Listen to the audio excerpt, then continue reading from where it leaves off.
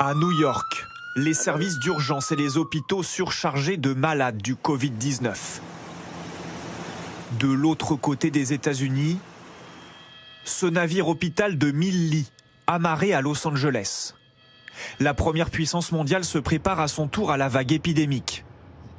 Et Donald Trump semble enfin reconnaître la gravité de la situation.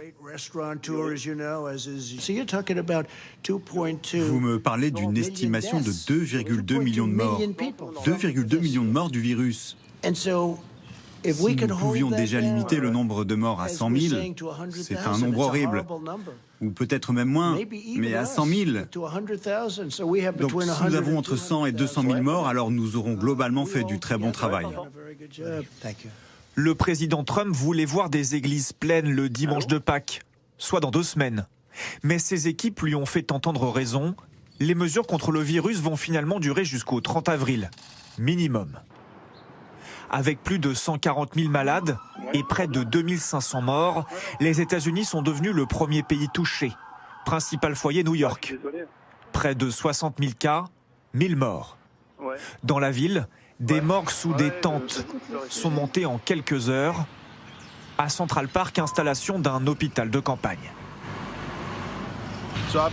J'ai travaillé avec mon équipe dans des zones de guerre, sur des tremblements de terre, des ouragans, où nous avons mis en place des hôpitaux et des installations médicales comme celle-ci. D'habitude, c'est pour des pays étrangers après une catastrophe, mais les États-Unis en ont largement besoin. Pourtant, tous les États du pays ne sont pas confinés. C'est à leur gouverneur ou aux responsables de comté de prendre cette décision. Résultat, en rouge, les États confinés totalement. En orange, ceux avec des zones partiellement confinées et en bleu, ceux sans aucune mesure. Le virus ne connaît pas les frontières, alors cette médecin met en garde. Nous demandons à chaque gouverneur et à chaque maire de se préparer comme New York se prépare maintenant. Vous devez savoir où est chaque hôpital public, privé, savoir où se trouve chacun de vos centres chirurgicaux. C'est là que sont vos respirateurs. Ces appareils respiratoires sont devenus l'une des armes contre le virus. Et il en manque dans les hôpitaux américains. Ces respirateurs sont de plus en plus chers. Situation incroyable, leur prix a doublé, car les différents États du pays se font concurrence.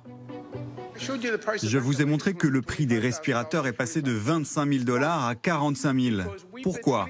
Parce que nous avons proposé 25 000 $, la Californie dit « je vous en donne 30 000 », l'Illinois dit « je vous donnerai 35 000 », la Floride dit « 40 000 $.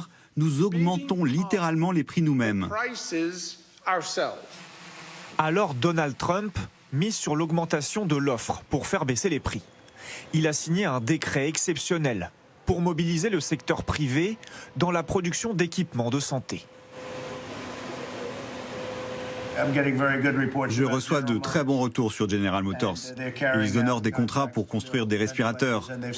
Ils ont déjà commencé, ils ont ouvert une grande usine. Boeing, Ford, Honeywell, Heinz, ainsi que de nombreux autres réorientent des usines pour produire des respirateurs, des masques de protection et des écrans faciaux.